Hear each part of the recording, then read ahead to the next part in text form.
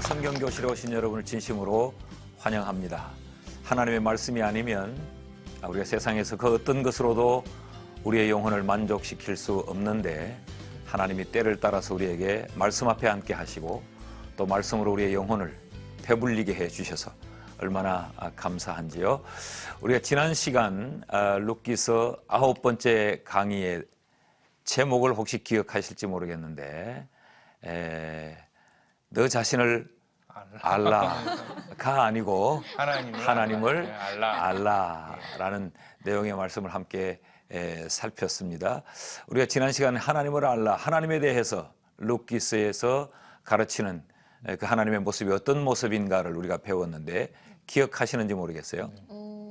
공평하신 하나님. 공평하신 네, 하나님. 차별이 없으신 분이세요. 차별이 없으신 하나님이시다. 네. 하나님은 인격적이시다. 인격적인 하나님. 아니 어떻게 그렇게 다들 잘 기억을 하고 계시죠? 또 우리 하나 더 배웠는데 예, 능력의 하나님, 나에게 모든 능력의 것을 부어주시는 하나님이시다. 예. 아주 정확하게 잘 기억을 하고 계시지요. 날씨가 얼마나 이 추운데도 불구하고 이 머릿속은 아주 따뜻한가 봐요. 정상적으로 잘 작동이 되고 있는 것 같은데 하나님은 차별 없이 이방 여인 룻도 또 그가 자신은 보아스의 집에 종보다 못한 사람이라 그렇게 인식하고 있었음에도 불구하고 그렇게 대하지 않고 그를 잘 대해준 그들과 꼭 같은 상에 앉아서 똑같이 음식을 나누어 먹도록 대해준 그 모습이 바로 우리를 대하는 하나님의 모습이다. 하나님은 차별이 없으시고 하나님은 공평하시고 또 하나님은 어떤 절망 가운데서도 그 절망의 문제를 기꺼이 해결해 주실 수 있는 그런 능력이 많으신 하나님, 이런 내용들을 우리 지난 시간 함께 살폈습니다. 오늘은 우리가 이제 10번째 강의를 함께 살피게 될 텐데 우리가 잠에서 일어나면 가장 먼저 하는 것이 있어요. 이걸 해야 우리가 몸이 아주 정상적으로 작동을 하고 하루의 일과가 시작되는데 그게 뭐죠? 저예요. 기특이 아닐까? 그렇게 하시나 봐요. 네, 우리가 아침에 일어나면 의식하든지 의식하지 않든지 간에 우리가 잠자리 속에서 쭉 놓아두었던 우리의 몸을 근육을 좀 이완하고 기지개를 펴지요. 그 기지개를 펴면서 하루를 시작하는 것처럼 그 기지개는 하루를 시작한다고 하는 어떤 희망적인 신호가 될 수도 있습니다. 오늘 우리가 함께 살필 10번째 강의의 제목이 바로 희망의 기지개입니다. 오늘 우리의 삶에도 이런 희망의 기지개가 다시 한번 쫙 펴지는 그런 복된 시간이 될 수 있기를 축복합니다. 아멘. 네, 하나님의 말씀을 함께 보겠습니다.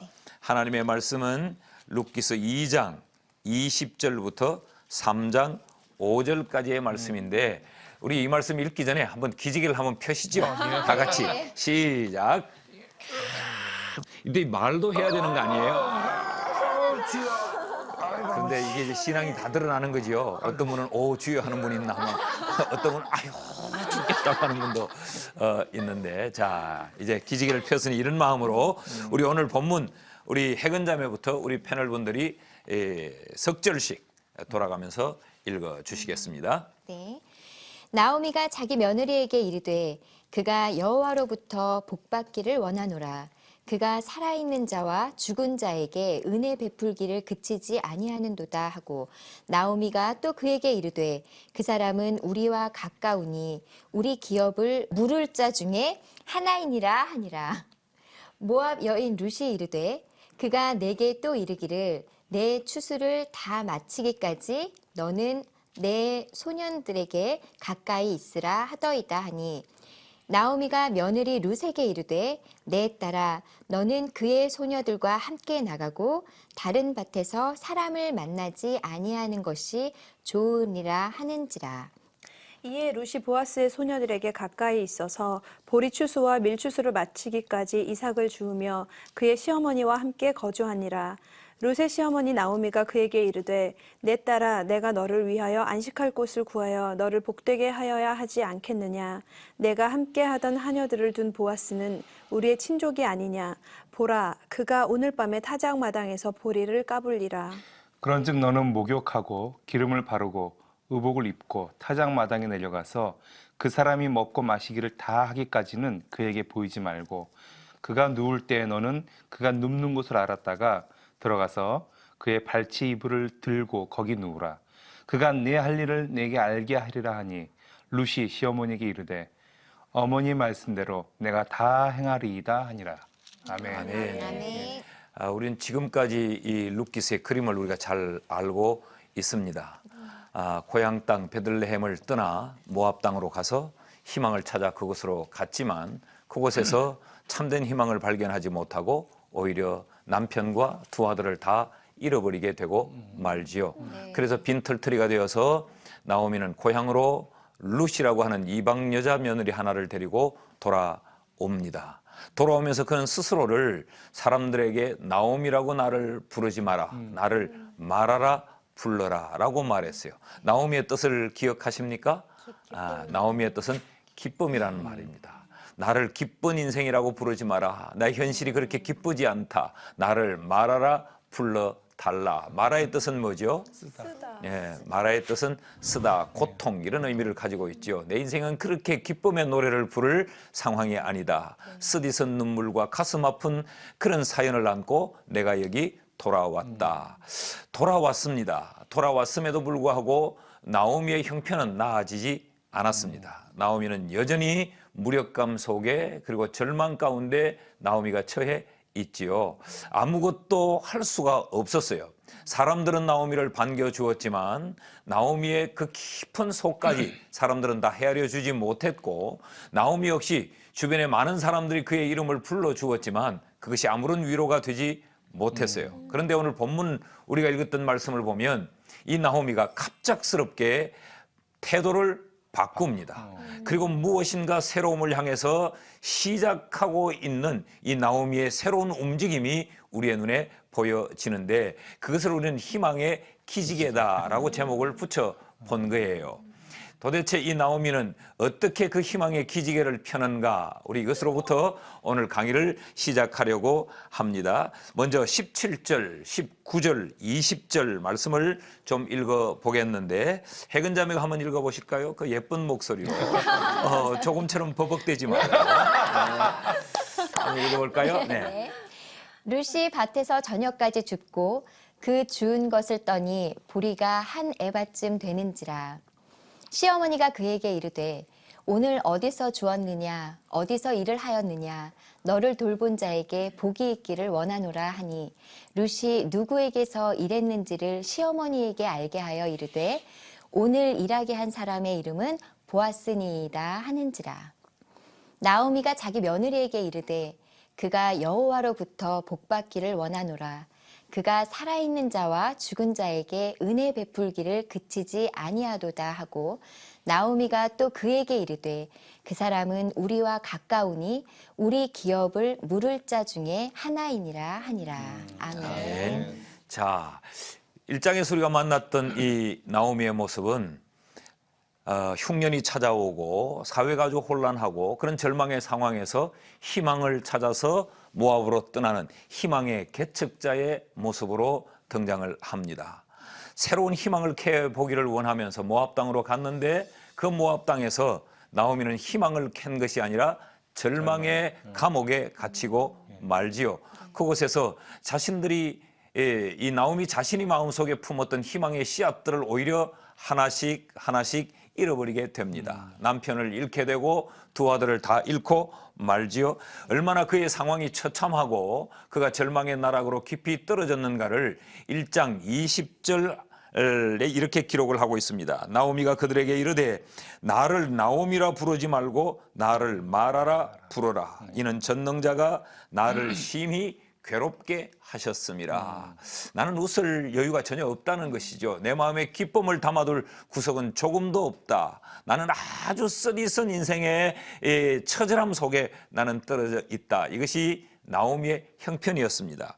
룻기서 2장으로 들어와 보면 룻기서 2장으로 들어와도 이 룻에게 있어서 새로운 삶의 변화는 없습니다. 삶의 환경은 조금 옮겨졌을지 모르지만 룻은 이 나오미는 여전히 이 절망의 나락에 떨어져 있죠. 대단히 우울해 보이는 모습을 우리에게 보여주고 있습니다.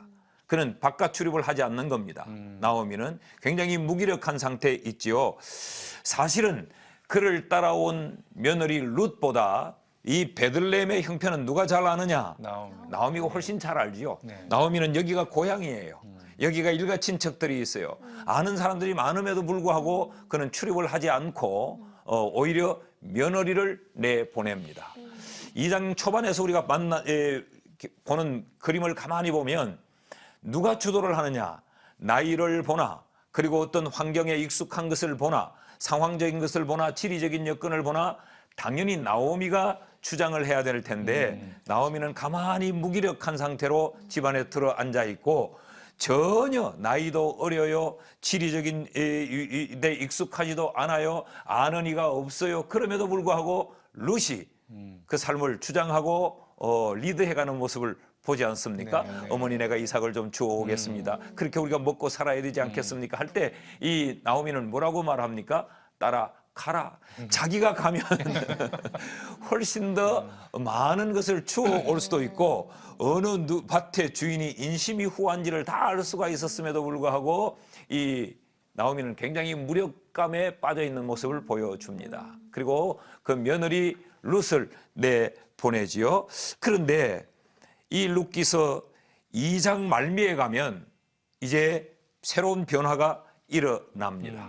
룻이 이삭을 주워온 것을 보고 나오미가 좀 눈이 흥분해지죠. 도대체 어디 가서 이렇게 많이 주웠느냐? 누가 너를 이렇게 죽게 만들더냐? 누가 내게 이런 은혜를 베풀어 줬더냐라고 하면서 그동안 아주 침울하게 무기력하게 있던 이 나오미가 뭐 눈빛이 반짝반짝해지면서 새로운 모습으로 우리에게 등장을 합니다. 그것은 우리만 여기 버려져 있는 것이 아니라 누군가가 우리를 돕고 있구나라고 하는 것을 이 나오미가 느꼈단 말이죠. 그래서 그이가 누구냐? 어떻게 너를 도와주더냐? 얼마를 네게 줬길래 이렇게 많이 거두어왔느냐? 이제 호기심이 생겨나게 된 것입니다. 그동안 굉장히 우울했던 이 나오미에게, 그리고 무력했던 이 나오미에게 보십시오. 환경을 바꾸었다고 삶이 완전 달라지는 건 아니에요. 예. 모압에서 많은 일가 친척들이 있고 아는 사람들이 많은 인적 네트워크가 풍성한 그 한가운데로 들어왔다고 해서 나오미의 삶이 달라진 건 아니단 말이죠. 우리는 종종 어려운 일을 만나면 환경을 바꾸어 보라고 말을 하고 또 어떤 친구들을 찾아가서 수다를 떨어라. 그러면 그 친구들이 네 마음을 알지 않느냐? 너만큼 네 친구들이 잘 아는 친구들이 어디 있겠느냐? 우리 사람을 만나면 내 문제가 해결될 것 같지만 나오미에게는 그래서 삶이 해결되진 않았어요. 나오미가 새로운 이 눈빛을 보이게 된 그 이유는 돕는 자가 있다. 우리를 도와주는 이가 있다라는 사실을 알자 이 나오미가 아주 자리에서 벌떡 일어서고 있는 것입니다. 자, 이 희망의 기지개를 나오미가 펴는데 그 희망의 기지개를 펴게 하는 그이가 바로 보아스였죠. 우리가 늘 살피지만 지금 보아스는 하나님의 백성들을 대하는 이 하나님의 모습으로 우리에게 그려지고 있다라는 말씀을 드렸습니다. 이런 상황을 성경의 다른 곳에서도 우리가 볼 수 있습니다. 많은 곳에서 볼 수 있지만 대표적으로 베드로에게서 우리가 이런 모습을 볼 수 있는데 여러분 베드로는 어떤 사람입니까? 굉장히 열정이 있고 열심히 있는 사람이었죠. 예수를 그 누구보다 사랑한다고 했죠. 근데 이 베드로가 예수를 부인하죠. 그리고 예수님 곁을 한없이 멀리 떠나가 버리고 맙니다. 다시 말하면 제자의 직분을 망각해버리고 제자가 해야 될 일을 잊어버리고 그 옛날 부름받기 이전에 그물을 던지던 갈릴리 바다로 가서 다시 버렸던 그물을 손에 잡고 그 해변가 한쪽 곁에 버려두었던 배를 다시 바다로 밀어넣고 그리고 그물을 던지며 고기를 잡아요. 옛 삶으로 완전히 돌아가 버렸어요. 제자라고 하는 것과는 전혀 상관없는 삶의 자리로 떠나가고 말았습니다. 그런데 이 베드로가 다시 제자의 자리로 돌아오고 다시 그의 이 사역의 자리에 회복되는 모습을 보여주는 성경 구절이 있는데 요한복음 21장 5절에서 7절입니다. 우리 라헬 한번 읽어보실까요? 네. 예수께서 이르시되 얘들아 너희에게 고기가 있느냐 대답하되 없나이다. 이르시되 그물을 배 오른편에 던지라 그리하면 잡으리라 하시니 이에 던졌더니 물고기가 많아 그물을 들 수 없더라. 예수께서 사랑하시는 그 제자가 베드로에게 이르되 주님이시라 하니 시몬 베드로가 벗고 있다가 주님이라 하는 말을 듣고 겉옷을 두른 후에 바다로 뛰어내리더라.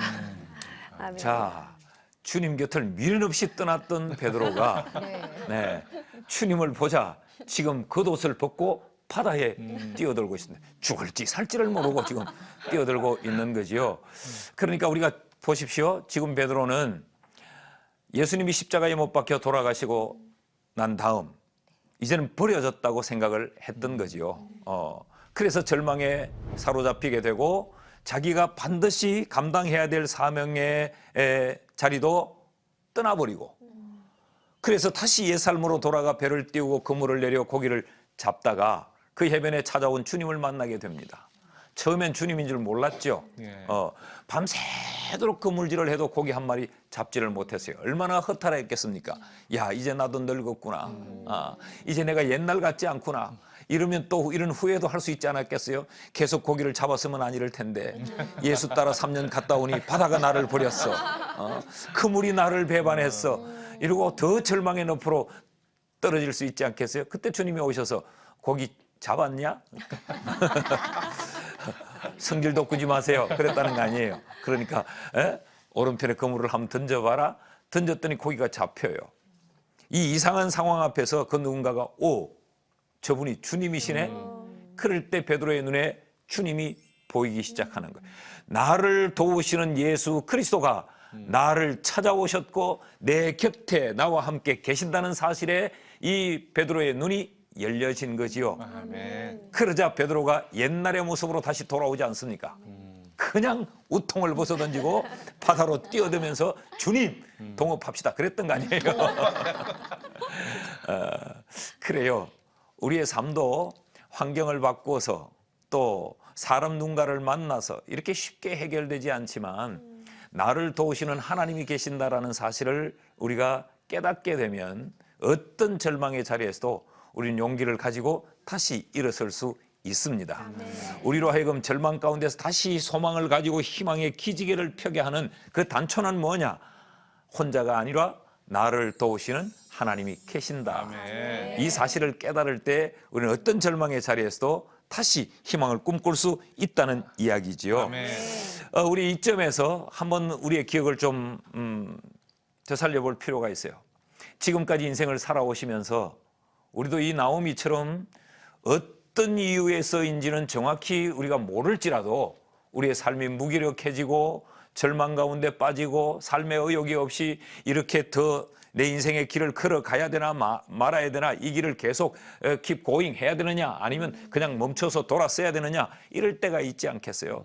그럴 때 그런 무기력한 때에 내가 혼자가 아니라 나를 도우시는 하나님이 계셨구나. 나를 도우시는 그 하나님의 손길을 경험했던 그런 적들이 우리에게 있지 않겠어요. 이야기를 좀 해볼까요? 그 찬양 사역을 하면서도 목사님 굉장히 절망적이거나 아주 무기력할 때가 종종 찾아옵니다. 그렇겠죠. 근데 저는 사실 기도를 하는 시간이나 또는 말씀을 통해서 위로받는 시간이 있지만 때론 저에게 더 강렬하게 하나님 주신 사인은 새벽에 잠이 안 오더라고요. 그럴 때는요, 목사님. 그런 인터넷을 열어서 그 전 세계에서 예배하는 그런 유튜브에 있는 그런 실황들을 봅니다, 목사님.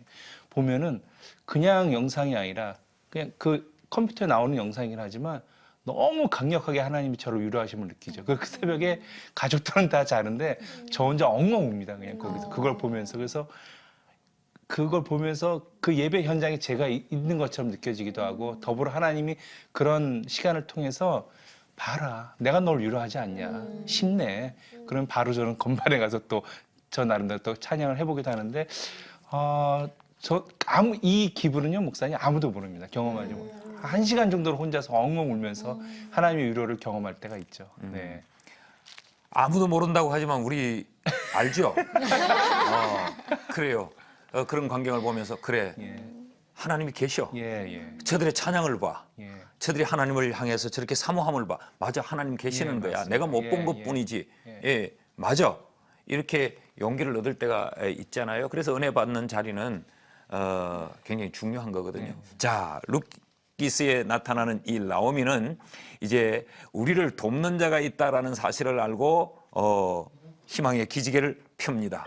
그러면서 어떻게 이 나오미의 삶이 이제 변화가 되는가를 우리가 좀 살펴보겠습니다. 3장 1절 말씀 우리 같이 한번 읽어보실까요? 다 같이 시작. 루세의 시어머니 나오미가 그에게 이르되 내 딸아 내가 너를 위하여 안식할 곳을 구하여 너를 복되게 하여야 하지 않겠느냐. 자, 이 1절을 가만히 보십시오. 2장을 끝나고 3장에 들어오니까 룻의 시어머니 나오미가 룻에게 이렇게 말해요. 내 딸아, 내가 너를 위하여 안식할 곳을 구하여 너를 복되게 하여야 하지 않겠느냐. 2장까지에서 보는 이 시어머니 나오미의 모습은 이러지 않았어요. 자기중심적이었어요. 그래서 그곳에 지리에 익숙하지도 않고 아는 이 하나 없는 곳에 그리고 이방의 여자, 소녀 같다고 했는데 이 어린 젊은 이 여자를 과부를 그 밭에 이삭을 주우러 혼자 내보냈어요. 여러분 우리가 정상적으로 생각하면 이 여자가 이방 여자인데 가서 무슨 일을 당할지 그 거친 이 들판에 남자들이 일하고 있는 곳에 여러 불안한 마음이 있지 않았겠어요? 그러나 자신이 너무 무기력해져 있기 때문에 남을 배려하거나 남을 돌아볼 심적인 여유가 전혀 없었던 게입니다. 그런데 이제 돕는 자가 있다는 사실을 알고 나니까 이 나오미의 마음에 여유가 생깁니다. 내 딸아, 내가 너를 위하여, 나를 위해서가 아니에요. 나를 위해서 이삭을 주오라고 며느리를 내보냈던 그 시어머니가 이제 너를 위하여 안식할 곳을 구하여 너를 복되게 하여야 하지 않겠느냐. 이 룻을 배려하고 있는 이 나오미의 모습이 보여지고 있는 겁니다. 다시 말하면 이 절망 속에 모든 것을 기법하고 포기하고 있던 이 나오미가 이제는 며느리를 챙기는 모습으로 보여지는 거죠. 그래서 이 가정을 다시 꾸려야 되겠다. 다시 이렇게 세워야 되겠다. 이렇게 있을 수는 없다. 행복을 찾아 나서야 되겠다고 하는 것이 이 나오미의 모습으로 오늘 3장 1절에 등장하고 있습니다. 1장과 2장을 지나오면서 나오미는 심각한 질병을 앓고 있지 않았습니까?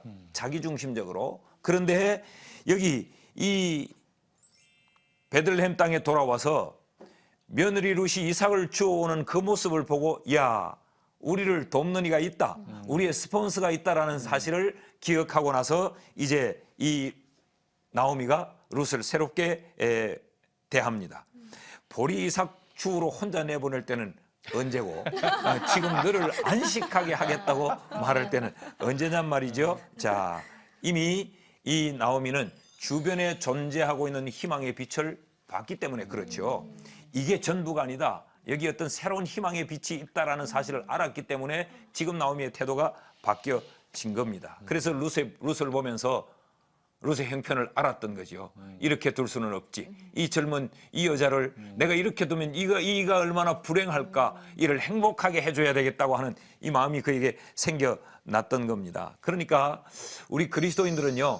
하나님의 은혜에 자기가 완전히 노출될 때 그때 다시 회복될 수가 있는 거란 말이에요. 그러지 않고는 스스로의 용기를 가진다고 해서 되는 건 아니에요. 용기를 갖지만 금방 또 자신의 무능력 앞에 주저앉게 되고 주변이 자신을 에워싸고 있는 주변의 환경 때문에 또 무릎을 꿇게 되잖아요. 그러니까 세상이 말하는 이 어떤 결심 이건 오래가지 못해요. 마치 마약과도 같아. 금방은 될 것 같아요. 근데 금방 안 되잖아요. 누가 따뜻하게 내가 커피 한 잔을 사줬어요. 아, 이 친구 나 손잡고 가면 나 정말 인생이 외롭지 않을 것 같아 하는데 그 친구가 내 등에 칼을 꽂는단 말이지. 난 다 믿을 수 있다고 해서 내 속의 아픔을 다 이야기했어요. 막 눈물을 흘려주며 끌어안고 해거나 라헬 한승아 하면서 위로해줬어. 야, 천하를 얻은 것 같아. 그런데 그걸 듣고 라헬이 듣고 혜은이한테 가서 다 옮기는 거죠. 그래서 혜은이가 그걸 듣고 다시 라헬 한승한 내가 라헬에게 들었는데 네가 그랬다며라고 말하는 거죠. 그럴 때 그 배신감은 사람을 2번 죽이는 거죠. 이런 경우 많이 겪죠. 네. 우리는 하나님의 은혜에 우리가 노출되어져 하나님의 그 은혜의 빛을 받을 때만 우리가 참된 위로와 소망을 가질 수 아멘. 있다라는 겁니다. 자, 이런 상황을 또 우리 성경에서 하나 예시로 좀 찾아볼 수 있는데 구약 성경 열왕기 하서 6장 14절에서 17절 우리 한성 형제가 한번 읽어봐요. 왕이 이에 말과 병거와 많은 군사를 보내매 그들이 밤에 가서 그 성읍을 에워쌌더라. 하나님의 사람의 사환이 일찍 일어나서 나가보니 군사와 말과 병거가 성읍을 에워쌌는지라. 그의 사환이 엘리사에게 말하되 아, 내 주여 우리가 어찌하리까 하니 대답하되 두려워하지 말라. 우리와 함께한 자가 그들과 함께한 자보다 많으니라 하고 기도하여 이르되 여호와여 원하건대 그의 눈을 열어서 보게 하옵소서 하니 여호와께서 그 청년의 눈을 여심해 그가 보니 불말과 불병거가 산에 가득하여 엘리사를 둘렀더라. 아멘. 아멘. 우리 성경 그걸 다시 한번 띄워주시겠습니까? 14절 말씀 보면 왕이 이에 말과 병거와 많은 군사들을 보내매 그들이 밤에 가서 그 성읍을 에워쌌더라. 다음 절요. 하나님의 사람이 사환이 일찍 일어나서 나가보니 군사와 말과 병거가 성읍을 에워쌌는지라. 이 적군이 이렇게 에워쌌다는 거죠. 그의 사환이 엘리사에게 말하되 아, 내 주여 우리가 어찌하리까. 절망하고 탄식하는 지금 모습을 보여줍니다. 그런데 16절에 가면 대답하되 두려워하지 말라. 우리와 함께한 자가 그들과 함께한 자보다 많다. 우리와 함께하고 있는 자들이 있다는 걸 지금 이야기를 합니다. 그리고 17절에 기도하여 이르되 여호와여 원하건대 그의 눈을 열어서 보게 하옵소서 하니 여호와께서 그 청년의 눈을 여심해 그가 보니 불말과 불병거가 산에 가득하여 엘리사를 둘렀더라. 아멘. 나를 도우시는 그 하나님의 은혜가 있다는 사실을 우리의 눈이 보지 못할 때 절망하게 되는데 하나님의 도우심을 우리가 보지 못하면 나를 해하는 세력들밖에 보이지 않습니다. 그런데 하나님이 나를 도우신다고 하는 하나님의 은혜를 우리가 보게 되면 나를 해하는 것은 눈에 보이지 않습니다. 그렇게 보니까 나를 도우시는 하나님의 도움의 손길이 훨씬 더 크다는 걸 이들이 본다는 거죠. 아멘. 이럴 때 우리는 지금까지 접어두었던 이 희망 상자를 다시 펼치게 되고 그 속에서 내가 꿈꾸고 기대하고 소망했던 것들을 다시 하나둘 이렇게 세우면서 이제 집을 짓게 되는 것이죠. 성경이 이렇게 간단하게 주는 메시지인 것 같지만 우리 삶에 굉장히 큰 메시지를 던지고 있는 거예요. 여러분 다윗과 골리앗의 싸움을 보십시오. 다윗과 골리앗이 싸움 이전에 골리앗이 이스라엘 백성들 앞에 나서서 아주 이스라엘 백성들을 호령합니다. 네. 나를 이길 만한 자가 있으면 나와보라고. 그랬더니 사울 왕을 비롯해서 온 이스라엘 백성들이 주야로 조석으로 그래서 아침 저녁으로 이 골리앗만 보는 거예요. 골리앗만 보니까 우리는 다 죽었다. 아무리 주변을 봐도 뭐 우리는 골리앗과 맞짱 서서 싸울 만한 사람이 없다. 우리는 다 죽었다. 그러니까 이들이 성경을 보면 사울 왕을 비롯해서 백성이 벌벌 떨었더라 그래요. 그때까지는 사울과 골리앗의 이야기가 전개될 때까지는 여호와라는 단어가 한 번도 나오지 않습니다. 그러다가 들판에 양치던 소년 다윗이 등장을 하면서 여호와라는 단어가 등장을 해요. 다윗이 등장을 하면 저 인간이 뭐요? 겁나게 커버려 이러면서 이제 등장을 하는 거죠. 그런데 슬쩍 본 뒤에 저놈을 볼 이유가 없지. 다윗은 여호와 하나님, 그때부터 이제 여호와의 이야기가 나와요. 하나님이 내가 들판에서 양을 칠 때 하나님이 나와 함께해서 사자의 입도 찢게 했고 곰과도 싸우도록 하나님이 내게 능력을 주고 나를 지켜줬어. 그 하나님이 나와 함께하면 저 겁나게 큰 놈도 내가 이길 수 있어. 아멘. 왜냐하면 싸움에 이기고 지는 것은 무기에 있지 않고 하나님께 달렸거든. 전쟁은 여호와께 속했단 말이야. 그러니 나는 하나님만 바라보고 나갈 거요. 그러면서 다윗이 나간다. 그래서 골리앗을 때려 눕히잖아. 골리앗이 죽었어요. 그러면 결론을 내리기를 다윗이 골리앗을 때려 눕혔는데 다윗의 손에는 칼이 없었더라. 무기를 가지고 이긴 게 아니라는 거지. 예. 그러니까 결국 우리의 인생의 싸움은요, 보는 것의 싸움입니다. 내가 뭘 보느냐. 골리앗을 바라보고 있을 때는 내가 넘어져요. 그런데 내가 하나님을 바라보면 골리앗이 넘어져요. 싸움은 내가 골리앗과 싸우는 싸움이 아니에요. 성경을 보면 골리앗과 다윗은 싸움이 안 된다고 기술하고 있잖아. 이 덩치가 이렇게 크고 무장을 다 했고 다윗은 요따만한 게 무장 하나 안 했고 지금 그 이야기는 이게 지금 싸움이 안 된다는 이야기를 성경이 의도적으로 묘사를 하고 있는 거란 말이에요. 그런데 다윗이 이겼다? 궁금하지? 어떻게 이겼는지. 싸움은 이렇게 하는 게 아니야. 싸움은 눈싸움을 하는 거야. 우리가 하나님 바라보면 골리앗이 휘딱 나가 자빠져. 근데 우리가 골리앗을 바라보고 있으면 내가 나가 자빠져 라는 이야기를 성경이 하고 있다는 거죠. 여러분, 우리가 날마다 하나님이 나를 돕는 자로 내 주변에 계신다는 사실을 확신하고 내가 그 하나님을 보느냐 보지 못하느냐가 가장 중요한 관건이라는 것을 기억하실 수 있기를 바랍니다. 살면서 우리가 방금 제가 말씀드린 이런 경우를 경험할 때가 많지 않았나요? 내 눈으로 하나님은 보이지 않고 문제만 보이니까 그것 때문에 내가 막 절망하고 낙심하고 그러다가 하나님의 눈으로 내가 다시 보니까 내가 이것 가지고 이랬어? 이야, 참 라헬. 네. 네. 라헬이 자신한테 하는 거예요. 네. 라헬, 너 이것밖에 안 됐니? 제가 사실은 믿지 않는 가정에서 자라서 혼자 예수님을 제일 먼저 믿었거든요. 그리고 동생들 전도하려고 하는데 다 막으시는 거죠. 엄마 아빠 다 안 믿은 상태에서 안 된다. 동생들은 건드리지 말아라. 너 혼자만 가라. 그것도 감지덕지한 줄 알아라. 이런.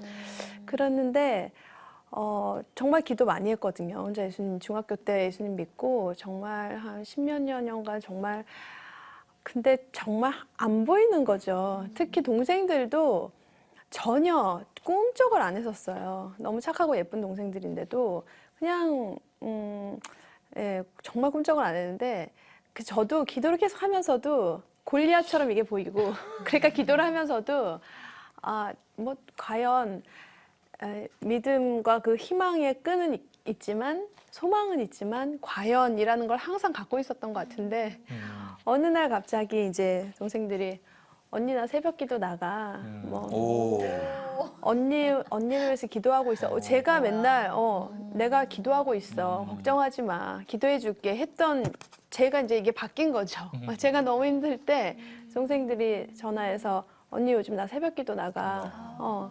기도하고 있어. 그리고 엄마 아빠 위해서도 기도하고 있어.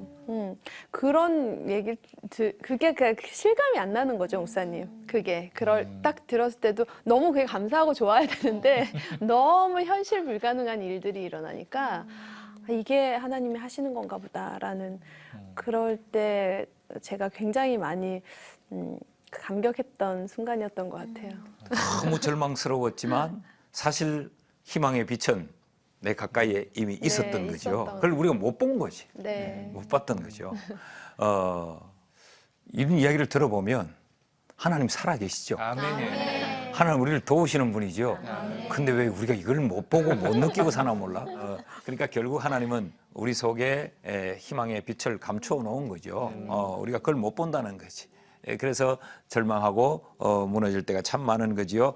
자, 이렇게 이제 나오미가 희망의 기지개를 켜면서 이제 그것을 구체적으로 어떻게 진행을 시키는가, 이제 확신을 가지고 진행을 시켜 나갑니다. 그러면서 이걸 구체적으로 어떻게 설계를 하고 그림을 그리는가, 이 희망의 기지개를 편 것으로 끝나지 않고 이걸 어떻게 딱 종결을 짓는가를 이제 좀 보려고 합니다. 5절 말씀 우리 같이 한번 읽어보실까요? 3장 5절 다 같이 시작. 루시 시어머니에게 이르되 어머니의 말씀대로 내가 다 행하리이다 하니라.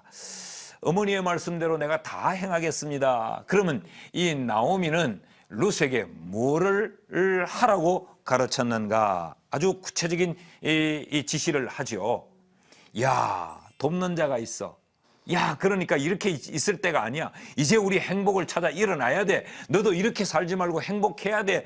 라고 아주 눈에 반짝반짝 힘을 주면서 일어났단 말이죠. 그런 이 나오미가 룻에게 이렇게 말하죠. 그가 오늘 밤에 타작마당에서 보리를 까불리라. 그때 말이야, 네가 목욕을 하고 기름을 바르고 의복을 입고 내려가서 가만히 숨어서 기다려라.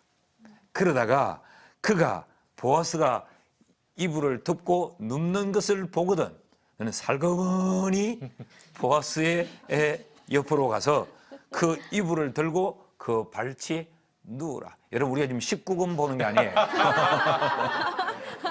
굉장히 뭔가 이상하고 좀 뭔가 이 성경스럽지 않는 이런 걸 보는 것 같지요. 그 지금 본문은 어떤 시어머니가 그 며느리에게 아주 이상한 행동을 지시하고 가르치는 것이 아니라 보아스가 이미 돕는 자라는 것을 알았죠.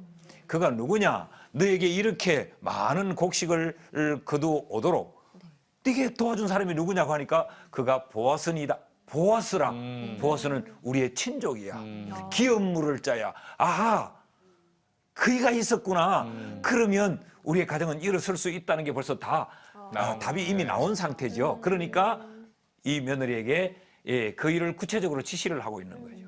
이것은 이제 희망의 열매를 맺기 위한 구체적인 설계도가 되는 겁니다. 나오미는 아주 정확하게 그리고 룻에게 그것을 실행하도록 명령을 해요. 자, 그러니까 1장과 2장에서 보던 나오미의 모습은 아니에요. 그죠? 네. 2장에서도 그저 며느리가 뭘 어머니 이렇게 있으면 어떡합니까? 이곳으로 뭐하러 왔어요? 이럴 바에는 뭘 주워 와서 먹기라도 해야 될 거 아니에요? 이러면 그냥 거기 모압에 있지 뭐하러 왔냐고. 그러니까 가서 주워. 난 움직이기 싫다. 난 그냥 이렇게 있다 그냥 죽지. 내가 무슨 얼굴로 들어가 아는 사람들을 만나며 들판을 다닌단 말이냐.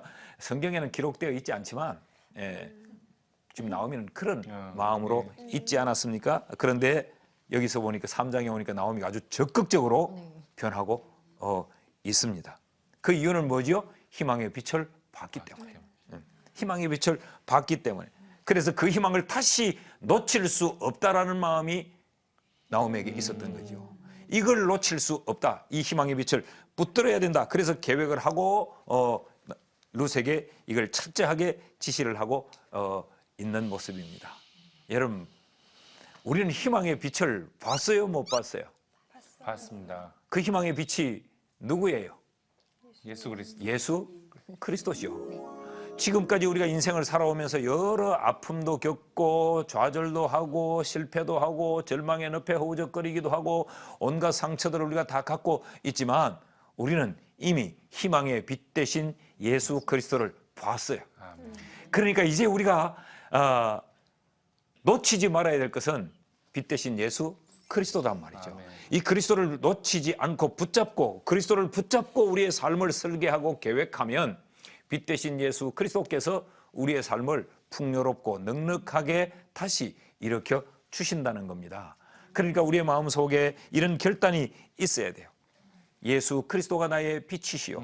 내가 그 빛을 보지 못했을 뿐이지 그 빛은 내 속에 이미 희망의 빛으로 존재하고 계신다. 이 예수 그리스도와 함께 내가 이런 무기력한 삶의 자리에 머물러 있지 말고 일어나야 된다. 그리고 아주 희망의 열매를 맺기 위해 구체적으로 계획하고 실행하고 나아가야 된다라고 하는 이런 결단이 우리의 마음속에 있기를 바랍니다. 골로새서 1장 18절 19절을 같이 한번 읽어봅시다. 다 같이 시작. 그는 몸인 교회의 머리시라. 그가 근본이시오 죽은 자들 가운데서 먼저 나신 이시니 이는 친히 만물의 으뜸이 되려 하시며. 자, 아버지께서는 모든 충만으로 예수 안에 거하게 하시고, 그러니까 이미 우리의 머리 되신 예수 그리스도가 만물의 으뜸이 되신다. 아멘. 그러기 위해서 죽으시고 부활하시고 아멘. 이 사람들의 이성과 어떤 과학의 근거로는 설명할 수 없는 이 기적의 일들을 행하신 이유는 모든 만물의 어뜸이 되시기 위함이다. 그러니까 만물의 어뜸 되신 예수 그리스도가 우리 속에 빛으로 계신다고 하면 우리는 더 이상 뭐 주저할 게 없잖아요. 이런 거는 심각하게 이야기할 게 아니에요. 아주 가볍게 이야기할 거예요. 근데 뭘 어떻게 우리가 그럴 이유가 없잖아요. 주님이 우리 속에 계시는데. 예. 그래서 우리도 다시 한번 내 속에 예수가 계신다. 그분이 나를 돕는 분이다. 그분이 나의 영원한 빛이 되신다. 아무리 내가 어둠 가운데 있을지라도 그분은 나를 인도하실 수 있다. 이런 확신을 가지고 다시 한번 희망의 기지개를 펴시고 다시 일어나는 우리가 될 수 있기를 축복합니다. 아멘. 자, 이렇게 해서 오늘 룻기 이 10번째 시간을 우리가 마칠 텐데 오늘 이 말씀을 듣고 우리가 깨달은 것, 한 마음속에 결단하는 것이 혹 있으면 한번 좀 간단하게 좀 나눠보죠. 우리 한성 형제. 방금 전에 말씀하신 대로 더욱 빛 대신 예수님께 더욱 초점을 좀 맞춰보자. 더욱더. 어제보다 오늘, 그리고 오늘보다 내일 하나님 나에게 허락하신 그 모든 삶 가운데서 오직 예수만 바라보는 믿음의 의지를 좀 더 가져보고 목사 하시는 말씀에 따라서 제가 지금 머릿속으로 노래가 좀 정리가 되는 것 같아서요. 꼭 곡이 나올 것 같아요. 목사님 강의 끝날 때쯤에. 그래서 목사님이 작사해 주시고 그래서 그래 그 곡은 제목은 룻기에서 배운 노래. 이제 제목 이렇게 되는 거죠. 예. 라헬은요? 저는 기도할 때 살아계신 하나님이라는 기도 맨 처음에 기도할 때 이게 터져 나왔었거든요. 항상 어느 순간서부터 살아계신 하나님이 안 나오는 거예요. 그냥 아버지 하나님 하나님 살아계시는 게 안 믿겨지는 거고 심지어는 내가 지금까지 믿었던 하나님 또 내가 그렇게 신앙생활을 했었던 그 모든 시간 이거 다 가짜면 어떡하지? 라는 생각까지 이렇게 왔었던 시간들이 있었던 것 같은데 지금 이렇게 방송을 하면서 목사님 말씀을 듣고 이 강의를 듣고 이러면서 놓치고 싶지 않은 거예요. 이제 다시 회복된 살아계신 하나님이라는 저의 고백을 이제는 정말 놓치고 싶지 않다. 그리고 다시 그 침체기로 돌아가고 싶지 않다라는 그런 간절함이 항상 생겼는데 오늘은 이걸 더 결단해야 되지 않을까. 다시금 하나님을 더 붙잡고 설사 내가 살아계신 하나님이 느껴지지 않는 상황이더라도 입술로 선포하고 의지적으로 하나님을 더 만나야 되지 않을까라는 그런 결단을 했습니다. 네, 아멘입니다. 우리 혜건 자매는요? 네, 저는 지금 이 시간부터 하나님의 말씀과 모든 것이 촛불에서 횃불이 되고 횃불이 이제 LED로 갈 수 있는 LED로 갈 수 있는 그런 시작점을 지금부터 딱 다시 한번 재점검을 하고요. 나가고 싶습니다. 절대 꺼지지 않는 하나님을 사모하는 마음. 너무 네. 우리의 유일한 소망이요 빛이 되신 예수 그리스도가 우리 안에 계신다. 그분은 나를 돕는 자다. 내가 그분을 보지 못했을 뿐이지 그분은 내 곁에 늘 계셨다. 그럼 이제 이 빛 되신 예수 그리스도 붙들고 주저하거나 머물러 있거나 무기력함 가운데 있던 것에서 다시 한번 일어설 수 있는 우리 모두가 되실 수 있기를 바랍니다. 룻기 10번째 강의 오늘 여기서 마치고 11번째 강의 다음 주에 다시 만나겠습니다. 안녕히 계십시오.